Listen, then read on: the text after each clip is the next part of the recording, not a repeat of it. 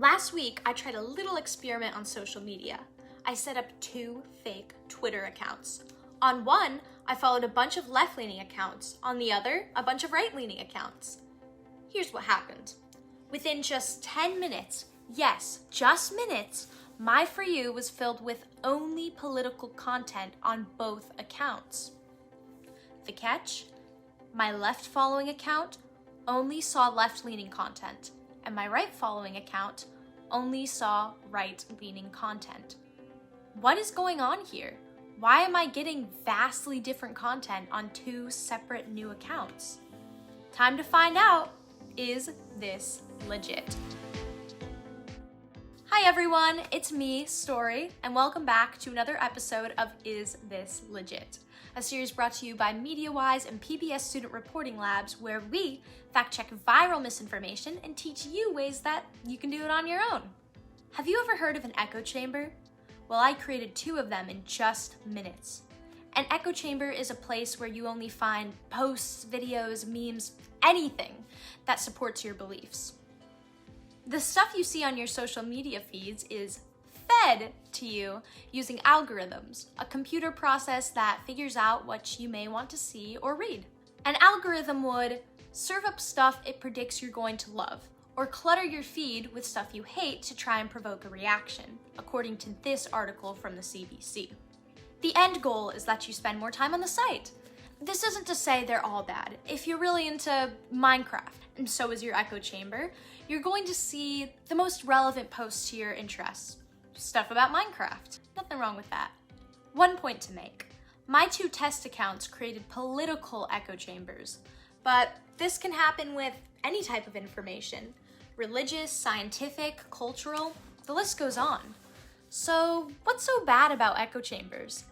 Misinformation thrives in echo chambers. If you only see stuff that you agree with, you're less likely to be critical of false or misleading videos or memes. This is called confirmation bias, and sometimes they can be dangerous. Robert Stanford is one scary example. He pleaded guilty to assaulting Capitol police officers during the January 6 Capitol riots. His defense? That he got sucked into an online echo chamber of conspiracy theories that messed with his head, influencing him to join the riot. So, let's take a closer look at my experiment. I created 2 brand new Twitter accounts linked to 2 new emails named Test 1 and Test 2. For Test 1, I followed a host of Democrat left-wing users, such as President Joe Biden, Vice President Kamala Harris, and Nancy Pelosi. On Test 2, I followed Republican accounts such as Donald Trump, Marjorie Taylor Greene, and a conservative political influencer named CatTurd. On both, I also followed Elon Musk.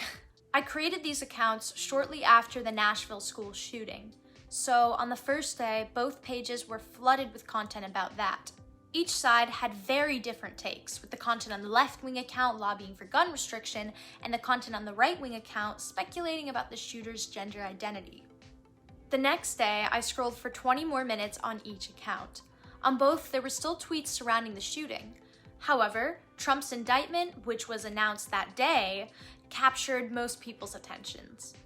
My left-wing account was flooded with memes celebrating this indictment. My right-wing account was flooded with accounts supporting Trump and warning that the arrest may be a part of a larger leftist agenda. It was obvious that the tweets I was seeing on the left side of the political spectrum were completely different from the ones I was seeing on the right.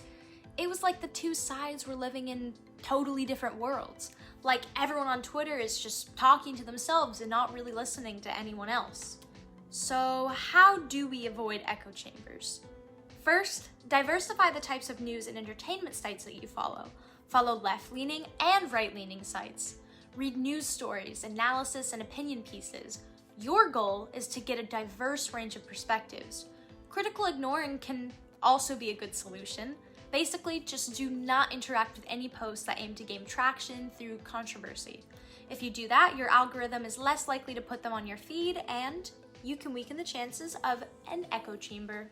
When you encounter political, conspiratorial, or scientific information, fact-check it before sharing by asking yourself these 3 questions. 1. Who is behind the information? 2. What is the evidence? 3. What do other sources say? Finally, this Wired article has one tip that I really like. Liking everything to confuse the algorithm so they don't know what you like. This can be especially effective if you've created a new account.